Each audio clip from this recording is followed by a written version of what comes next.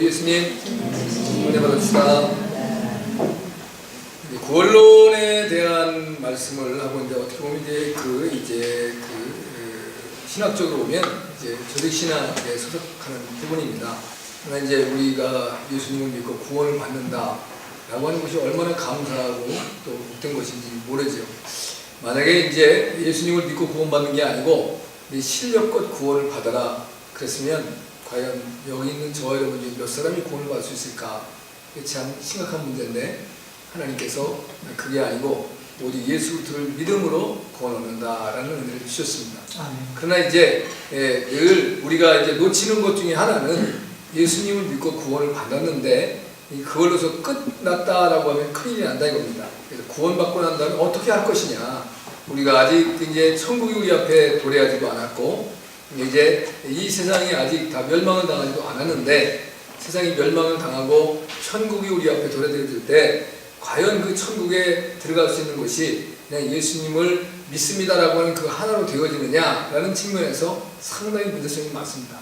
우리 이제 장로교 이제 신학은 이제 한 번 이제 구원은 영원한 구원이다 이런 표현을 써서, 내가 예수님을 믿었으면 잘 믿었든 못 믿었든 믿고 난 다음에 옛사람이 그대로 살아가든 아니면 변화되었건 상관없이 그냥 구원을 받는다, 이런 이제 신학을 가지고 있습니다. 신학적으로는 이제 이 장로교 신학을 세워서 그대로 받는다라고 말하지만 성경은 절대 그렇게 말하고 있지 않기 때문에 우리가 혼란을 갖는 겁니다. 그래서 이제 기본적으로 대한민국 교회 이제 이 교회들은 두 가지 신학 중에 하나입니다. 하나는 칼비니즘이냐, 하나는 알미니즘이냐. 그러니까 이제 이 화란의 알미니우스를 추구하는 신앙은 사실은 이제 그 칼빈의 제자 중에 하나가 알미니우스입니다. 근데 그의 신학에서는 이제 우리의 스승이 그냥 이제 하나님의 예정에 의해서 한 번 구원 영원한 구원인데 성경을 보니까 이게 안 맞다. 그러니까 우리가 이제 하나님께서 일반적으로 뭐라 그래요? 우리가 예정되었다고 했을 때는 하나님 만세전에 나를 불렀다 이런 표현을 쓰잖아요. 근데 이제 성경에는 이제 만세라는 말만 나오지 않고 만세전에 또는 영세전에 또는 창세전에 다양한 이제 언어들이 표현되고 드러나고 나타나요. 근데 이제 기본적으로 개인 이제 우리가 구원은 마찬가지인데, 하나님께서 한 사람 한 사람을 지명해서 불렀느냐라는 측면에 문제가 심각합니다. 근데 칼빈이즘은 이제 하나님께서 나에게를 딱 집어서 예정했다는 거예요. 이미 이제 창세전에 그렇게 따지면 예수님이 없어도 구원은 되는 겁니다. 왜냐하면 이제 예수를 안 믿어도 이미 나를 특정해서 나를 이제 끌어줬기 때문에 예수님과 관계없이 구원이 주어질 수 있는 겁니다. 그래서 그건 절대로 맞는 말이 아니다라는 것입니다. 성경적으로 보면. 그래서 알미니우스는 뭐라고 말하냐면, 우리에게는 이제 하나님께서 자유의지를 주었다는 거예요. 그래서 내가 선택을 하고 내가 이제 취사한다는 것이죠. 그래서 성경에서는 뭐라고 말씀하시냐면, 이제 하나님의 나라는 세례 요한 때부터 침노를 당하고 있다. 침노하는 자가 빼앗는 자가 결국 얻는 것이다. 누구든지 그냥 가만히 있어가지고 하나님의 나라가 나한테 주어지는 것이 아니라 내가 애쓰고 힘써서 하나님의 나라를 나의 것으로 이제 만들어가는 사람의 소유가 된다라는 말씀을 주고 있습니다. 그러면 또 더 중요한 건 뭐냐면, 홀이라도 남김없이 갖기 전에는 결코 그 나라에 들어갈 수가 없다. 이 홀이라도 남김없이 하는 것은 우리가 가지는 죄의 문제가 해결되지 않으면 천국은 안 된다는 거예요. 그러니까 저나 여러분이나 기본적으로 아는 것처럼 요한계시록에 보면 21장 20장에 보면 하나님의 나라에는 죄가 있으면 큰일 납니다. 그러면 하나님의 나라를 망치는 거예요. 우리가 이렇게 깨끗한 물 한 컵에다가 잉크 한 방울을 탁 떨기면 이제 이 그 하얗고 투명한 물이 아주 시퍼렇고, 아니면 빨간 걸로 빨갛고 노란 걸로 노란 펄로 다 흐려버려요. 망쳐지는 거예요. 그걸 어떻게 재상할 수 있는 방법이 없습니다. 그것처럼 이제 우리가 죄악을 가진 자가 죄가 없는 천국에 들어가서 천국을 흐려놓으면 큰일 납니다. 그래서 죄의 문제를 해결하고 천국을 가야 되는 것이죠. 그래서 이제 기본적인 우리의 이 사고를 깨닫고 알아가지고 하는데, 그러면 알메니우스주의는 다 맞느냐? 성경적으로는 많지 않습니다. 이론적으로는 많은데, 그러면 성경적으로 우리가 어떤 구원을 얻게 되느냐? 하나님 분명히 예정하세요. 하나님 특정하세요. 이제 특정한 자가 있는데 그 이제 특정한 자들은 하나님은 어떻게 예정하셨느냐? 이제 한 사람 한 사람 개별 예정이 아니라 수의 예정이에요. 수의 예정. 그래서 우리 시가랴 13장 8절 9절이 구원론의 가장 중심 핵심적인 말씀입니다. 온 땅에서 3분의 2는 멸망을 당하고 3분의 1이 구원을 받는다는 거예요. 그러면 이게 무슨 말씀입니까? 하나님이 온 땅에 이제 이 세상이 맞춰질 때까지도 보지 않으셨는데 하나님은 우리가 전능하시지만 또 뭐 하시다 그래요? 전지하시다는 거예요. 하나님 다 알고 계신다는 거죠. 그러면 이 세상이 이제 멸망을 되고 예수님이 재림하셔서 이 세상이 다 없어지는 그때까지 태어날 사람들 중에 보니까 3분의 1은 절대로 믿음으로 안 들어온다는 거예요. 죄를 회개하지도 아니하고 죄악 가운데서 빠져 살다가 죽어져 간다는 거예요. 근데 3분의 1이면 그걸 다 받으면 얼마나 좋겠습니까? 지금도 이제 전 세계 인구를 이제 70에서 75억, 이렇게 72억에서 75억까지 보는데 모르겠어요. 우측에 숫자가 많이 차이가 나는지. 이제 우리 개인적으로는 많은 차이인데, 그러나 이제 나라들마다 인구 센서스를 한다는 것이 쉽지가 않잖아요. 특별히 이제 우리나라 같은 나라는 이제 그 센서스가 잘 될 수 있겠죠. 그러나 이제 중국이나 인도나 아프리카나 뭐 이런 나라들은 그 인구 조사를 하는 것 자체가 굉장히 어려워요. 여기를 조사하고 저쪽으로 가서 끝날 때쯤 되면 여기가 또 다 바뀌어요. 더 나하고 죽고 복잡하니까 이게 쉬운 문제가 아닌 문제이기 때문에 그런 이제 숫자적인 차이가 있는 것 같은데, 아무튼 70억이 넘는 인구 중에서 지금 기독교인들의 분포도를 보면 약 3분의 1 정도가 예수님 믿는 사람으로 돼 있어요. 근데 거의 그 숫자는 늘 이제 진행돼 나오더라고요.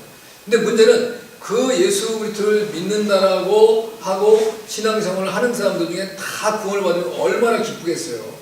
근데 시가랴 13장 8절 9절에서는 우리를 불 가운데 넣어서, 그럼 하나님이 연단한다는 거예요. 하나님이 우리를 이제 교육하고 훈련하고 시험해서 이제 은같이 연단하고 금같이 시험해서 거기서 나온 자가 하나님의 구원의 백성이 되어진다는 것이죠. 재련된 것, 정금같이. 이제 우리가 그때는 정금같이 나오리라 했는데, 자, 이 세상에는 정금이라는 것을 보기가 쉽지 않습니다. 여러분 100% 순도의 금을 보셨어요? 전 못 봤어요. 그냥 우리가 이제 금반지 아니면 뭐 이런 걸 하는 걸 보면 99몇 프로인지 100%라는 건 없어요.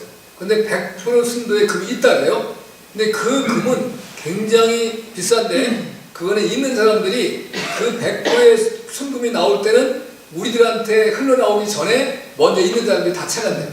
그 값을 얼마를 주는지 줘가지고 내가 그걸 소리 듣고, 야, 참 세상이라는 것이 묘한 것이로구나, 이런 생각을 가졌어요. 저는 그래서 아예 순도 100%의 금이 없나보다 그랬어요. 왜냐하면 이제 아무리 뭐 돈을 주고 이렇게 하더라도 100%라고 써있는 게 없더라고요. 그걸 다 보면 99점 몇 프로, 뭐 아니 또 그다음에 뭐 그것보다도 이제 적은 무슨 뭐 이제 24금, 18금 뭐 이런 것들이 나오잖아요. 근데 그래서 순도가 정확한 것이 잘 쉽지 않다. 그러면 이제 우리가 그런 말을 할 거예요. 아니 그러면 이 세상에 죄 없이 사는 사람이 누가 있습니까? 많은 사람들이 그런 말이에요. 죄 있게 산다. 그러나 이제 하나님께서 죄 없이 사는 사람이 있다라고 말을 하고 있는 거예요.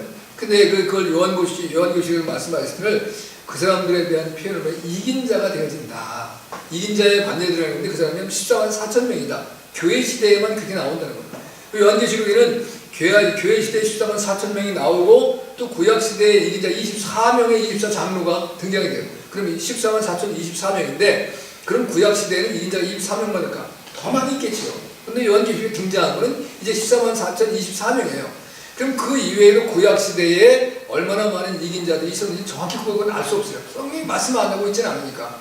그러면 이제 이긴 자가 된 자들 중에서 이 땅에 살다가 죽은 자도 있고 아직 살아있는 자도 있고 아직 이긴 자가 채워지지 않은 부분이죠. 왜냐하면 이긴 자 14만 4천 이제 14만 4천 명이 다 채워지게 되어지면 그때에 예수님이 공중재림을 하신다는 거예요. 그럼 공중에서 그를 불러 올린다는 것이죠. 이제 살아있는 자들은 죽어있는 자들은 부활체가 되어지고 살아있는 자들은 변화체가 되어서 공중으로 주님을 만난다라고 말씀하고 있어요. 그럼 그때가 7년 대환란이 시작되어지는 건데 그건 우리가 거의 알 수 없다. 예수님이 공중에 오시는 공중이라는 것은 우리의 눈으로 볼 수 없는 것이란 말입니다. 우리가 기본적으로 과학자들이 지금 과학이 발달해서 우주를 개발하고 연구한다고 별을 다 모르잖아요. 전에는 이제 천왕성이 더 멀리 있는 거예요. 명생, 소나 어느 게 더 멀리 있는 거예요? 제일 멀리 있는 별이 뭐냐? 천왕성, 명왕성, 해왕성 뭐 이렇게 있잖아요. 우리가 이제 얘기하잖아요. 근데 그거를 볼 수 있는 사람이 도대체 몇이나 되겠어요?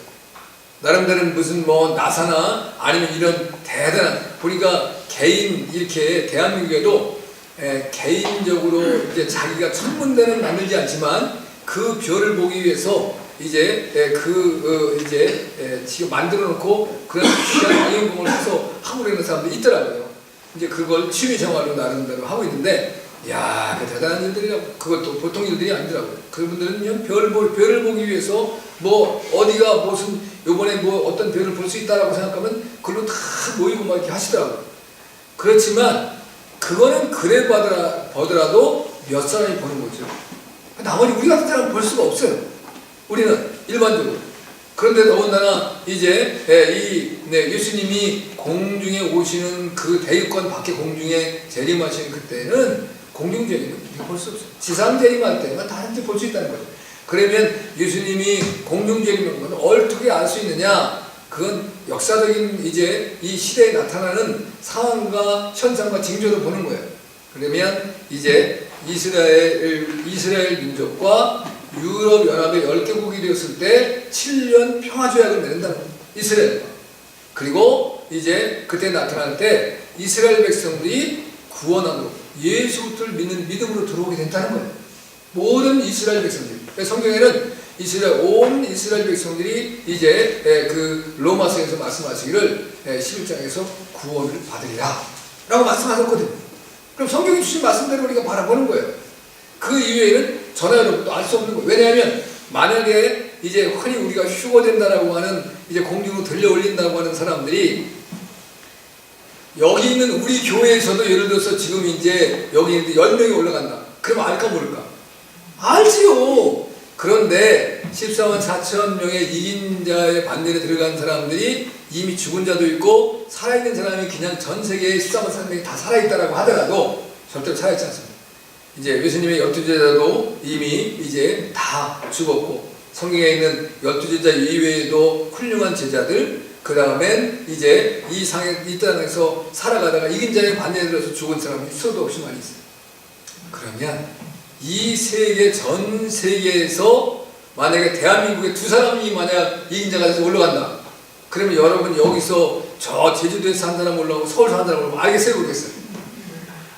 제가 지난번에 한번 글을 봤더니 참 어떡해요. 우리나라의 그 하루에 그 실종되는 사람의 수가 약 20명에서 30명 정도 돼요. 하루에. 그러면 저와 여러분이 살고 있는 이곳에서 이 부곡동에서 몇 년을 사는 동안에 실종됐다는 사람 들었어요? 못 들었어요? 저는 못 들었어요. 모르겠어요. 우리가 그냥 누가 다 얘기를 안 해서 그런지 모르지만 거의 그런 건 모른다고.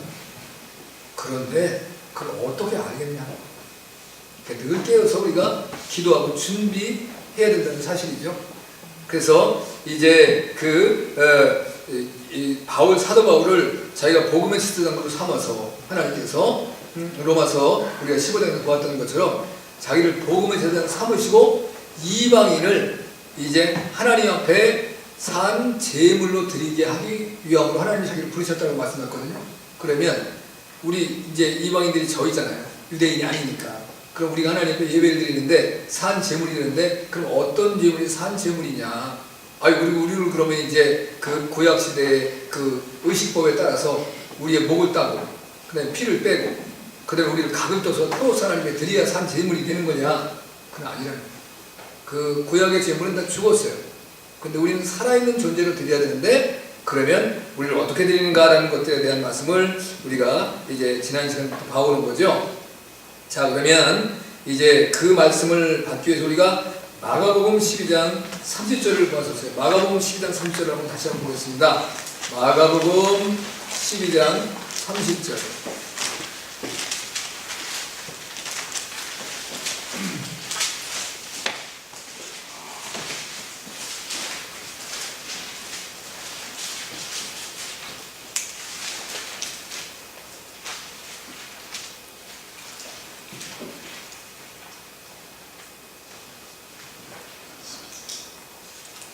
우리 마가복음 12장 30절.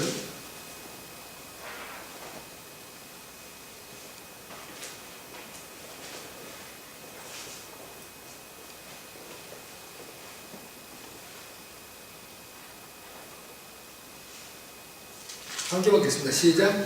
내 마음을 다하고 목숨을 다하고 뜻을 다하고 힘을 다하여 주나의 하나님을 사랑하라. 자, 이 말씀이 그냥 이제 주님이 하신 말씀이 아니고, 주님은 늘 뭐를 가지고 말씀하세요? 구약에 있는 성경의 말씀을 인용해서 말씀하세요. 그럼 이제 어디 말씀 인용하느냐? 신명기 6장입니다. 신명기 6장 4절로부터 5절의 말씀을 보겠습니다. 신명기 6장 4절 5절.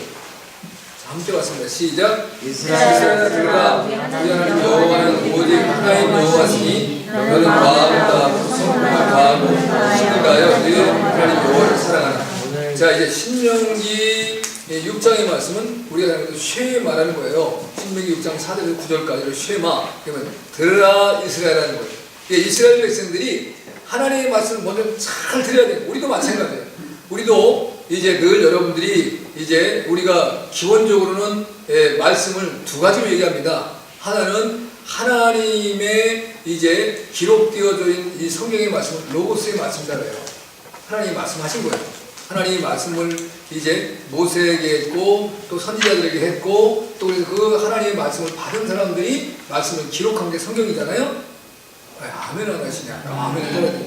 그 성경의 말씀인데 이 말씀이 내게 들릴 때에는 내 안에 역사하는 말씀으로 들려야 된다는 거예요. 그걸 우리가 이제 레마의 말씀이다 이렇게 말해요. 로고스의 말씀이 레마의 말씀이 된다는 거예요. 여러분이 하나님의 말씀을 들을 때 그냥 이제 기록된 활자의 말씀으로서만 끝나면 그건 그 말씀이 상쇄되는 건 아니지만 내게는 어떤 영향력을 안 미친다는 거예요. 그 하나님의 말씀이 내게 들려질 때에 그 말씀이 힘을 주고 내게 은혜로 역사가 다가와야 내가 말씀을 따라서 바른 길을 걸어갈 수 있다는 거예요. 할렐루야. 그게 이게 쉬운 문제가 아닙니다. 근데 이제 많은 분들이 제가 이제 저가 여러분들 피드백을 안 해서 그런데 제가 여러분들 설교를 하고 난 다음에 다 한 사람 한 사람이 불러와갖고 오늘 말씀 어떻게 은혜 받으셨습니까? 뭐가 되었습니까? 거의 90%는 쓸데없는 거를 은혜를 받는 정말 중요한 하나님의 말씀을 다 놓쳐버리고, 그러니까 쉽게 말하면 제가 그런 얘기를 하잖아요. 제가 깜짝 놀랐던 게 하나가 뭐냐면 이게 인생을 살아가면서 사람들이라는 게 다 내가 듣고 싶은 얘기만 듣는다. 이제 일반적으로 친구와 친구를 만나서 얘기를 해도 마찬가지고 또 학교를 공부하는 학생도 마찬가지고 교회에서 예배 드리는 하나님의 거룩한 백성들이라고 할지라도 하나님의 말씀을 하나님 내가 어떤 이제 선입견 없이 또는 이제 어떤 더 선 지식 없이 그냥 순수한 이제 깨어있는 마음으로 주님이 말씀하시면 그 말씀을 제가 받기를 원합니다. 이런 자세가 아니라 내가 듣고 싶은 말을 들으려고 한다는 거예요. 이게 너무 교통스러운 거예요. 우리가 내가 듣고 싶은 말을 들으려고 한다면 꼭 하나님께 예배를 드릴 필요가 없습니다.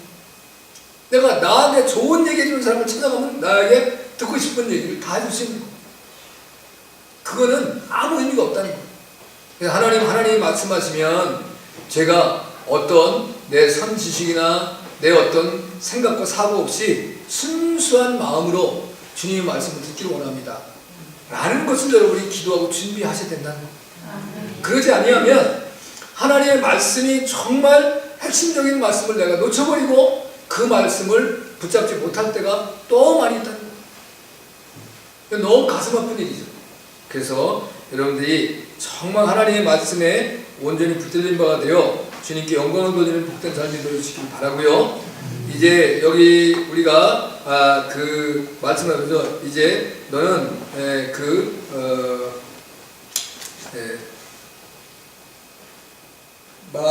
마가복음 이제 그 말씀을 우리가 보면서 첫째는 뭐를 다해야 됐어요?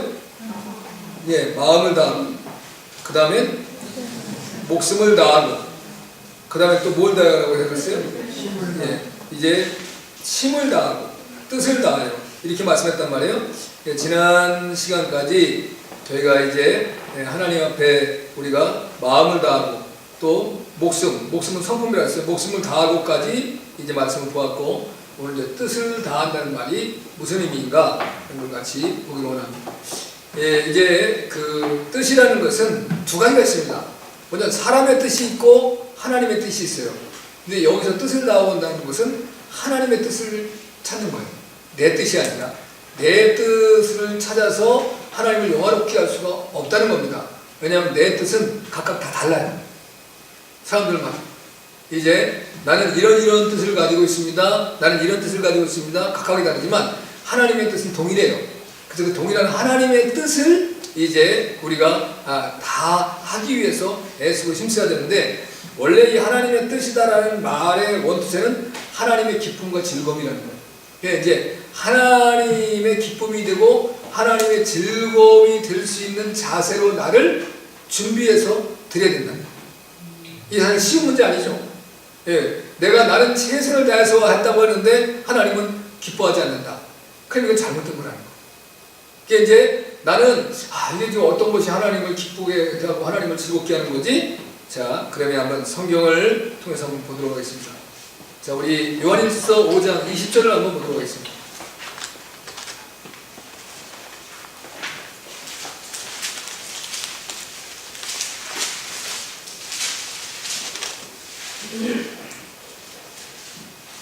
같이 봤습니다. 시작. 또 아는 것은 하나님의 아들이 우리로 우리에게 지각을 주사 우리로 참된 자를 알게 하시는 것과 또한 우리가 참된 자고 그 아들 예수 그리스도 안에 있는 것이니 그는 참 하나님이시오 영생이시다. 여기서 예수님은 뭐라고 말해요? 참 하나님이고 영생이라는 말씀을 주고 있단 말이죠. 자, 하나님이 그걸 우리에게 뭘 줘서 알게 한다고요? 지각을 줘서 알게 한다는 거예요. 바로 이거죠. 내가 늘 이제 하나님이 나에게 준 이 좋은 생각, 좋은 지각을 그걸 잘 활용해서 깨닫고 알아진 것으로서 하나님께 영광을 돌려준다는 거예요. 이게 사실 쉬운 문제가 아닙니다, 여러분. 왜냐하면 내가 좋아하는 것을 찾으려고 애를 쓰기 때문에 하나님이 내게 준 지각으로 예수님이 누구냐? 그러면 우리 흔히 이제 예수님은 예수님이시지, 우리의 구세주이시지, 그리고 하나님의 독생자이시지, 이거는 주일학교 어린애들한테 물어도 아는 말씀입니다. 근데 예수님이 참 하나님이시다라는 것에 대한 말들은 잘 이해할 수 없는 겁니다. 예수님은 영생이다 라는 말도 참 이제 흔히 사람들이 말하기는 쉽지 않단 말이에요. 예수님이 누구냐라고 물을 때, 그런데 참 지각을 가지고 활용해서 깨달아 알면 예수님은 참 하나님이신 거예요. 예수님은 나의 하나님이시야. 예수님은 영생인 거야. 그 영원한 생명과 가까이 있어야 내가 영원한 생명을 얻을 수 있는 거죠. 근데 영원한 생명이 아닌 영원한 사망 가운데 가까이 가서 그것을 영원한 생명을 달라고 아무리 찾고 몸부림쳐야 영원한 생명이 있을 수 있을까요? 없을까요? 그건 있지도 않은 걸 찾아서 줄 수도 없는 거예요. 그러면 그 사망이 나에게 생명을 내가 구하러 사망한테 가는데, 그러면 거기서 사망이 나한테 생명을 줄 수 없으니까 뭐를 하겠어요? 속이는 거지. 거짓하는 거지. 그러니까 사람들이 자기 욕심을 따라 구하기 때문에 계속 생명도 없는 이제 영생도 아닌 인간들에게 이제 마음을 뺏기고 물질을 뺏기고 인생을 뺏기고 살아가는 사람들이 수도 없이 많은 거예요. 자, 우리는 내가 힘겹고 어려움에 딱 처했어요. 어려운 환경에 나왔어요. 그럼 여러분 어떻게 하십니까? 모든 걸 다 끊어버리고 주님만을 바라보십니까?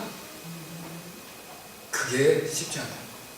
근데 내가 내 주변에 나를 도와줘서 이것을 해결해 줄 수 있는 사람 같은 사람, 정말 이제 나와 함께 고민해 줄 수 있는 사람, 이런 사람들을 끊어버리고 주님만을 바라보고 간다는 것은 너무 어려워요. 그런데 그걸 다 끊어버리고 주님만을 바라보고 가야 해결된다. 그게 얼마나 어려운 일이에요. 내가 내 생각에는 내가 저 사람과 부탁하면 저 사람이 이제 나한테 은혜도 입은 것도 있고 나 거절 못할 거야. 나의 어려운 얘기 벗어나게 될 거야. 그런데 가면 잘못하면 상처만 있고 인간관계는 나빠지고 실망만 더하고 더 고통과 어려움만 당하기 쉽다는 것입니다. 근데 우리는 하나님을, 주님을 의지하고 주님을 바라보고 나아가기보다는 사람을 의지하려고 하는 마음이 내게 더 크다. 그럼 저도 마찬가지예요. 이럼 목사님은 잘하십니까? 저도 안 되죠. 근데 그렇게 하라는 것이 하나님의 말씀이고, 그렇게 걸어가야 된다는 거예요. 그걸 위해서 우리가 애쓰고 힘쓰고 노력을 해야 그 믿음으로 가지는 거지. 정말 그건 내가 하나님 자녀고 내가 믿음 생활을 하는 사람이니까 그런 상황이 왔을 때 내가 모든 거 다 내려놓고 주님만 바라보고 주님께만 기도하고 이렇게 될 수 있을 거야. 천만의 말씀입니다. 나는 내가 준비되고 훈련된 것만 내게 되어지는 거야. 제가 어제 얘기했잖아요. 이제 한강이 우리 요즘에는 이제 추우면 얼기도 하지만 전에는 한강을 건너다녔어요. 겨울에 얼음이 얼어서 사람들로. 근데 스님이 한번 거기를 건너가게 됐다는 거 아니에요? 근데 중간에 갔는데 얼음이 찌지직 하더라. 찌지직은 뭐예요? 잘못하면 깨질 수 있다. 그랬더니 아이고 하나님 나 좀 살려주세요 그러잖아. 그러니까 이제 내가 그러면 아이고 부처님 나 좀 어떻게 좀 이제 붙들어주세요라고 하는데 그게 안 나와. 왜? 내가 나도 모르게 내게 내재되어 있는 것이 나도 모르게 튀어나와. 그러니까 우리는 늘 내가 준비된 자가 되어야지만 그것이 나오는 거죠. 그래서 어떤 사람은 입만 벌렸더니 거짓말하고 사기치는 사람이 있어요. 근데 놀랍게 이제 이전에 성령 충만받고 평양 대부흥운동이 일어나고 변화되었을 때는 그 사람들은 이제 사기를 안 치려고 입에다가 천을 넣고 다녔대요. 말하지 않아요. 왜? 입만 열으면 내가 거짓말 하니까. 그리고 이제 도박에 빠졌던 사람은 도박을 안 하려고 이제 교회 와서 살았다는 거. 내가 나가면 또 도박에 빠질까. 그러니까 이제 내 삶이 변화된 노력과 땀 흘림의 수고가 없으면 안 되는 거예요. 여러분이 이제 기본적으로 우리가 제일 눈으로 보이고 쉬운 것이 운동선수들이잖아요. 그 운동에 꽂힌 올림픽이지 않습니까? 하여튼 뭐 올림픽도 있고 세계대회도 있긴 있는데 뭐 우리나라에서는 그 금메달을 따면 세계대회에서 딴 것도 인정을 하는 것 같아요. 그래서 국가 점수를 줘가지고 국가가 연금을 주는데 그 이제 언제까지 될지 모르죠. 지금 타시는 분들 좋으신 분들이죠. 하여튼 그런데 그 사람들이 그런 선수가 되어서 거기서 이제 1등을 하기까지야 얼마나 노력을 했겠습니까? 우리나라 잘하는 것 중에 하나가 양궁이잖아요. 양궁? 원래 양궁이 우리나라에서 시작된 게 아니에요. 우리나라의 그 활은 뭐라고 말해요? 국궁이라고 해요. 국궁. 여러분 이제 근데 이제 우리나라의 국궁의 활과 양궁은 좀 달라요. 그렇지만 하여튼 우리나라 선수들이 양궁을 엄청 잘해요. 남자고 여자고 잘해서 어떤 때는 싹쓸이 할 때도 있고 뭐 어떤 때는 뭐 이제 여자들은 거의 이제 100% 되는 것 같아요. 그런데 우리나라에서 이제 그 올림픽 그 선수의 대표에 들어가는 사람은 거의 메달을 땄다 싶어가지고 세계대회보다 한국대회가 더 힘들고 어려운 건데 그러면 그 사람이 야 나는 원래 활을 잘 쏴. 그래가지고 그냥 그 활을 쏘면 그냥 거기다 탁 들어가 10점에 들어가니까 남보다 더 많이 연습하고 땀 흘리는 사람이 1등을 하는 거예요. 그래서 내가 평상시에 활을 쏘면 10발을 쏘면 8발이 이제 정중앙에 들어간다고 하더라도 2발을 더 들어가기 위해서 남이 잠잘 때 나와서 활 쏘는 연습을 하는 거예요. 그래야지만 그 사람이 이제 실제 그 시합날에 나아가서 좋은 성적을 거둘 수 있다는 겁니다. 그런데 적당하게 이쯤에 하면 됐겠지. 내가 이 정도 해왔는데 그거 가지고는 절대가 안 된다는 거예요. 그러면 우리 신앙의 모습은 어떻겠습니까? 더 어려운 거예요. 이 세상에 어떤 운동을 하는 것이나 세상에 공부를 하는 것보다 신앙은 사실 더 어렵다는 거예요. 우리가 예수님을 믿는 건 쉬워요. 내가 구원받는 건 쉽다니까요. 그러나 내 구원을 지켜서 천국 구원까지 완전히 안착되는 데까지는 이게 쉬운 일이 아니라는 거예요. 그럼 생각해보세요. 제가 그게 쉽다고 한다면 뭐가 어렵겠어요? 그렇지 않다는 겁니다. 그래서 우리가 애쓰고 힘쓰고 노력해야 된다는 겁니다. 두 번째 에베소 2장 3절을 보겠습니다. 에베소 2장 3절.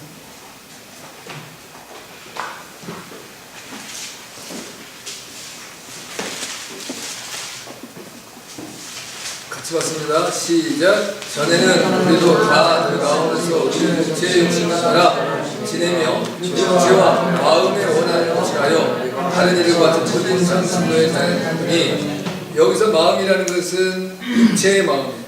우리 인간의 마음. 이 마음으로 원하는 것은 어떻게 하나님 앞에 본질상 진노의 자녀입니다. 그러니까 우리는 내가 성령으로 충만하고 하나님의 말씀과 은혜 안에 온전히 이제 참여해지지 않으면 이 육신적인 마음, 본질상 진노의 자녀에 속하는 마음으로만 살아갈 수밖에 없다는 거예요. 그래서 우리가 이제 하나님 앞에 하나님이 받으실 만한 좋은 마음을 갖기 위해서 늘 기도하고 말씀을 가까이 하고 성령의 충만함을 구하고. 할렐루야. 네. 여러분 한번 보세요. 여러분이 자녀를 다 이제 여기 자녀들도 있고 이제 부모님들이 있는데 부모님 자녀들이 있는데 이제 자녀들이 필요한 게 있어요. 엄마, 내일 학교 가는데 이제 뭐가 필요합니다. 한 번 딱 끝나고 와서 이제 지나가 보면 엄마가 때로는 잊어버릴 수 있어요. 근데 시도 때도 없이 볼 때마다 엄마, 내일 학교 가는데 뭐 알지? 근데 알았어. 근데 이제 그러고 나는데 또 이제 한 5분 있다가 또 그래. 엄마, 왜? 내일 학교 가는데 거 알지? 계속 하면 내가 그거 안 해줄 수가 없어. 그게 별로 중요한 게 아니라 해줘야 돼. 근데 그냥 해주면 좋고 안 해주면 안 좋고 라고 하는 거는 형편상 따라서 해줄 수도 있고 안 해줄 수도 있어요. 근데 이해가 끊임없이 이거 아시죠? 내일 학교 가는데 필요한 거 계속 그러면 귀찮아서라도 해줘요. 누가복음 18장에 보면 이제 가난한 과부 불의한 이제 재판관에 대한 얘기가 나오잖아요. 이 사람은 돈 안 주면 절대로 재판에 좋게 해주는 사람이 아니에요. 무조건 돈 받아야 되는 사람. 근데 이 가난한 과부가 돈이 있어요, 없어요? 가난한 과부는 돈이 없어요. 그러니까 이 가난한 과부가 어떻게 해요? 아침에도 가고 점심에도 가고 저녁에도 가고 밤에도 가고 새벽에도 가고 계속 쪼르는 거예요. 그러니까 이 불의한 재판관이니까 아이고야 돈 나올 일은 없고 또 안 들었다가 내가 완전히 시달림 받아고 내가 스트레스 받아 잠도 못 자고 내가 막 아주 이게 보통 주변의 사람들한테 창피하기도 하고 그렇잖아요? 계속 와갖고 이 문제를 좀 해결해 주세요 하니까 뭐 사람들이 다 또 뭐 이게 누가 보든지 뭐 안 보든지 간에니까 차라리 저거 해결해 주자. 그게 낫겠다. 그래서 해결해 주는 거 아니에요. 그러니까 우리가 하나님 기도할 때도 적당하게 하나님 좋으신 하나님, 내가 하나님 능히 알고 있고 하나님 제 형편 너무 잘 아시고 하나님 다른 사람도 많이 구하시죠. 그러니까 저 한 번만 딱 구하겠습니다. 이래가지고 해결이 안 된다. 우리가 간청하는 모습이 있어요. 끊임없어요. 내가 필요한 것을 하나님께 구할 때에도 언제까지? 들어줄 때까지. 응답이 되어줄 때까지. 자, 우리가 하나님의 응답은 세 가지로 나온다 그러잖아요. 첫째는 하나님께 즉시 응답하는 게 있어요. 그 다음에 하나님께서는 이제 기다려라 하는 게 있어요. 답변이 안 나요. 제일 어려운 게 기다리는 거. 그 다음에 또 하나는 뭐냐면 안 된다는 거예요. 너 이거 너한테 주면 너 오히려 죄 짓고 타락한다. 그 사람이 노 할 때가 있어요. 예스와 노는 좋은데 이게 스테이 기다려라. 이건 너무 어려워. 그럼 언제까지 기다리는 거예요? 그럼 기다려야 돼요. 그런데 그 기다리는 것이 더 구하면 구할수록 그 기다리는 시간이 줄어들 수 있다는 거죠. 하나님 끌어내릴 수 있는 거예요. 그러니까 우리가 이제 하나님 앞에 그런 자세와 마음을 가져야 된다. 그러니까 하나님도 그런 마음으로 하나님을 섬기려고 하는 마음. 하나님께서 이제 나를 바라보시려고 할 때 내가 제일 앞으로 나가고 싶은 모습. 잘 보이게. 자, 우리가 이제 누가복음 19장에 보면 삭개오 얘기하는 삭개오. 삭개오는 뭐예요? 세리장이에요. 세리장이면 이스라엘 민족들 백성들이 다스려요. 왜? 매국노. 당시에 로마가 이스라엘을 지배하고 있는데 세금을 이제 어디다 내는 거예요? 결국 국가에 로마에 드려야 되는 거예요. 근데 그러면서 이제 그 세금을 누가 이제 로마에다 내요? 세리장이 내, 세리장이. 그러면 이제 세리들을 다 해서 내는데 세금을 걷어들이는 건 누구 마음이요? 세리장의 마음이요. 그래서 예를 들어 로마에는 이제 10,000원만 내면 되는데 내가 100,000원도 걷어들일 수 있어. 내 욕심으로. 그러면 이제 10,000원 드리고 99,000원 누가 가져? 세리장에는 다 먹을 수는 없지. 왜? 세리들이 말을 안 들 거 아니야. 저 사람이 도둑질을 늘 강도질해갖고 자기만 먹고, 그러니까 적당하게 그 나눠주고, 제일 많이 누가 먹겠어요? 세상이 제일 많이 먹겠지. 그러니까 다 손가락 세우고, 아유, 저 더러운 인간, 저 못된 인간. 그래도 어떻게 해요? 그 앞에 가서는 구실구실 돼야 돼. 왜? 세금을 좀 덜 내려. 여러분, 그래, 안 그래요? 아니, 그건 인간의 모든 마음이에요. 그런데 예수님이 오신다는 소리를 듣고, 이 사람이 어디에 가요? 예, 이제 돌 감람나무 위에 딱 올라갑니다. 왜? 예수님 잘 보이게 하니까. 예수님이 딱 바라보고 삭개오야 내려와라. 내가 오늘 내 집에 유하야겠다. 그랬더니 삭개오가 뭐라고 그러잖아요? 예수님 말씀하시라는데 내 재산의 절반을 가난한 자에게 나눠주고 내가 네게 토속한 것이 있으면 네 예배를 갖겠습니다. 그래서 이제 삭개오의 집에 들어가서 예수님 뭐라고 말씀해요? 이 집에 오늘 구원이 이르렀다. 할렐루야. 만약 삭개오가 그 수많은 군중들 틈사분에 있었으면 뭐 예수님은 다 아시긴 아시지만 삭개오가 부름을 받았을까요? 못 받았을까요? 전 못 받았을 것 같아요. 삭개오가 남보다 특이한 활동을 했지만 예수님께 자기가 이제 보여주고 들려주기 위해서 그 나무에 올라갔다라고 하는 것이죠. 그것도 그런 자세가 되야 된다. 우리의 마음이 주님이 나를 먼저 알아줄 수 있는 그런 자세로 그렇게 드려지는 것이 아름다운 것이고요. 그 다음에 세 번째는 각 개인이 가지고 있는 생활의 최상급을 가지고 섬기는 거예요. 그 어떤 분들은 제가 늘 말하잖아요. 어떤 분들은 하나님께 드릴 때에 제일 좋은 것을 드리는 분이 있고 어떤 분은 적당하게 드리는 분이 있고 어떤 분은 쓰다 이제 자기가 이제 실직 나오고 귀찮아서 드리는 분이 있다. 그래서 하나님의 교회에 어떤 이제 물품이나 뭐를 하려고 할 때는 최상의 것을 드려야 된대요. 쓰다 마른 거 집에서 내 집에서 쓰지 않으려는 거 갖다 놓고 그런 사람들이 얼마나 많은지 몰라요.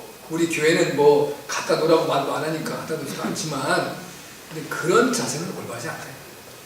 내가 하나님께 드리려고 하면 내가 최상의 좋은 것을 할렐루야. 그게 하나님이 기뻐하시는 하나님의 마음을 얻는 이제 하나님께 내 마음을 드리는 하나의 모습이라는 것이고요. 그 다음에 네 번째는 옳은 것을 듣고 배워서 섬겨야 된다. 내가 이게 옳은 것이다 라고 듣고 배웠는데 이제 어떻게 그렇게 힘들어서 해? 난 못해. 이건 안 된다는 거야. 내가 깨닫고 하나님의 말씀 속에서 얻은 바른 것을 실천에 옮겨야 된다. 내가 알긴 하는데 나는 어떤 사람은 이런 사람이 있어요. 자기는 안 하고 꼭 다른 사람들을 끌어들여. 자기는 이제 알기는 아주 이제 기가 막히게 잘한다. 근데 자기는 실천을 안 해. 근데 다른 사람들을 끌어다가 거기다 앉히려고 해요. 그거 올바르지 않다. 내가 하는 거야. 내가 옳은 걸 깨닫는 것은 내가 실천에 옮기는 거. 내가 먼저. 누가 말하지 않아. 마지막으로는 하나님께서 좋아하시는 생각과 마음과 계획을 세워가지고 섬기는 거. 하나님이 좋아하시는 거. 하나님이 기뻐하시는 거. 하나님 그렇게 위해서는 뭐를 해야 돼요? 하나님의 말씀을 다 가까이 해야 돼요. 하나님 뭘 좋아하시는지 알아야 되잖아요. 여러분 이제 여러분이 내가 시집을 갔어요. 시집을 갔는데 시부모님이 우리 집에 오신다고 그러네. 근데 시아버지하고 시어머니가 뭘 좋아하는지 알아야 그분들을 대접할 거 아니에요. 내 기준에서 이제 마치 이소구화에 나오는 여우와 두루미처럼 여우가 두루미를 탁 초청을 한 거예요. 야 두루미야 우리 집이야. 오늘 내가 여기서 맛있는 음식 만들었거든. 함께 먹자. 그리고 접시에다가 탁 음식을 내려주면 두루미가 먹어야 먹는 거야. 못 먹게 된다는 거야. 자기만 이제 얌얌 짭짭 먹고 야 맛있는데 왜 안 먹냐? 두루미가 이제 머리가 이제 이제 화가 머리 끝까지 뻗었어요. 그래서 그날은 참고 오늘 참자. 그 다음엔 여우를 또 추천해. 여우야 우리 집에 맛있는 거 내놨는데 먹으러 올래? 이제 자기 호롱에다가 다 이제 먹을 것 만들어 놓고 여우가 먹을 수 있어요? 못 먹어요?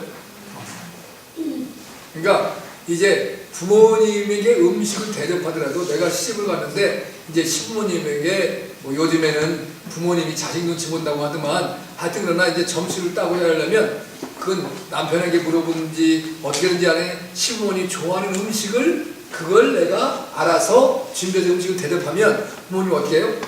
아이고 우리 며느리 오늘 너무 며느리가 잘 들어왔네. 세상에 이런 며느리가 다 있는가. 어떻게 내가 좋아하는 음식을 알아서 이렇게 만들어 놓고 나를 이제 대접하는가. 그럼 어떻게 해요? 얼마나 내가 사랑받고 내가 복 땡기잖아요. 근데 이제 부모님을 오시라고 해놓는데 부모님이 오셨는데 전혀 부모님과는 관계없고 나가 좋아하는 음식만 다 차려놓고 부모님 보니까 멀뚱멀뚱 이것을 뭐 어떻게 먹는 것이라야 이걸 먹어서 뭐 한다냐 이렇게 되어지면 공연히 나가 미움을 받는 모습이 되잖아요. 그러니까 하나님 앞에도 마찬가지죠. 내가 잘하고 싶은 마음만 넘쳐나는 게 아니라 하나님이 기뻐하시고 하나님이 좋아하실 만한 그러한 것들을 준비해서 드리는 것이 합당한 것이다. 할렐루야. 그건 뭐 해야 돼요? 내가 노력하고 애써야 되는 거예요. 여러분 이전에 그 훌륭한 이제 며느리에 대한 얘기를 하잖아요. 이제 시부모님이 병이 나서 돌아가시게 생겼는데 다 알아봤더니 사람의 고기를 먹으면서 자기의 이제 허벅지 살을 떼어가지고 그 부모님을 살려냈다는 거 아니에요. 그래서 나라님이 그것을 알고 그에게 효부상을 내렸다는 거 아니에요. 쉬운 일이겠어요? 얼마나 고통스러운 일이겠어요?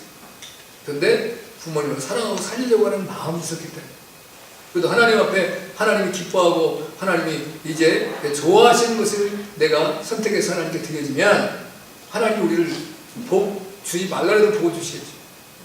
그런 놀라운 은혜가 저를 모두에게 넘쳐나시길 주님으로 축복합니다. 아멘. 기도합니다.